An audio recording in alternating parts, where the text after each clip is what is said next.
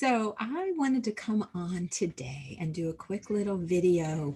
Today is the feast day of Mary Magdalene, and Mary Magdalene is one of my spirit teachers. She has been that for me ever since I was a small child. I have always known that she contained within her wisdom that we are just beginning to realize was vast and profound, and so much more than we learned about through traditional means. She has been written about by so many people over the centuries. She has been followed by saints and mystics, and she has inspired something in so many people. These days, a lot of people are connecting with her. They're having visions of her. And July 22nd is her day, the day to commemorate her. I have my little Mary Magdalene statue here that I got when I was in Provence, in La Sainte Baume, which is one of her very special holy places. She inspires in us a sense of feminine divinity. And what does that mean? That means the voice of the divine coming in female form.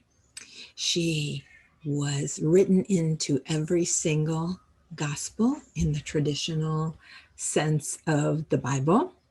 She was written about in lots of non-canonical gospels, like the Gospel of Thomas, the Pistis Sophia, and the Gospel of Philip. She wrote her own gospel, which is the Gospel of Mary Magdalene, which is really centered around becoming fully human and the stages that the soul goes through once they leave the planet. She was the person who was steadfast in her loyalty to Jesus throughout his ministry, and we are learning that she had a ministry of her own. We're not sure what her ministry was prior to her connection with Jesus. And we know that after that, legend has it that in Provence, she was the spiritual teacher who had a voice that was listened to and loved by so many people. She was a preacher in her own right.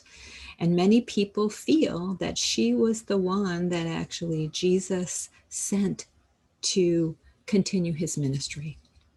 Many of us know about the 12 original male disciples. Mary Magdalene is actually the 13th, and she has been named the apostle to the apostle years and years ago. As I'm sure many of you know by now, the idea of her being a prostitute was actually false. It came from a sermon given by Pope Gregory in 591, where he put together a lot of people, including a sinner in the Gospel of Luke that Jesus saved from being stoned. Mary Magdalene was not that. Mary Magdalene is the feminine voice that we need as women, kind of a sisterhood. Growing up Catholic, we had Mother Mary, who represented the divine feminine in motherhood form. Mary Magdalene represents friend and sister. And when you look at and you study all of her stories throughout the centuries, she always appears at a time when women's rights are coming to the forefront, where we need the feminine to help balance out the world. And I'm sure many of you would agree with me that that is something that is so needed today. And once again, she is on the scene, and she is profound and everywhere. So if you're looking for a sister, a spiritual sister, to be by your side, to touch your heart, I'm hoping that you will think about diving in a little more deeply to Mary Magdalene. She's a personal spiritual teacher. She tends to show up, as I said before, like in dreams, or, I meditate and just have a sense of her. And I read about her, and I've written a lot about her. I just wanted to share with you my profound connection with her, my beautiful love of her, and hope that you join me in celebrating her feast day. I have this anointing oil that I frequently use on myself right before I am doing some kind of a spiritual practice, because one of the things that she is known for is being the anointer.